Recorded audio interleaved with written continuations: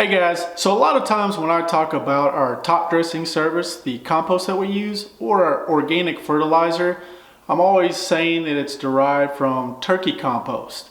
And there's a reason why it comes from turkeys, and I'm going to go into a little bit about it, not get too detailed with it.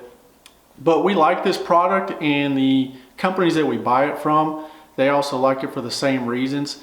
Turkey farms have a lot of restrictions on what turkeys can, what kind of medications or any supplements that they can be fed, or the medicines they take.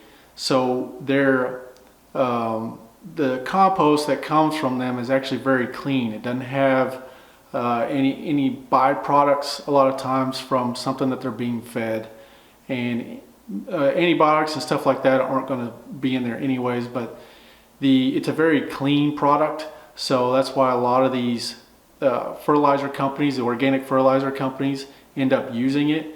It has a lot of nutrients in there. It's a clean product, and it composts very well. So it's mixed in with our compost that we use for top dressing.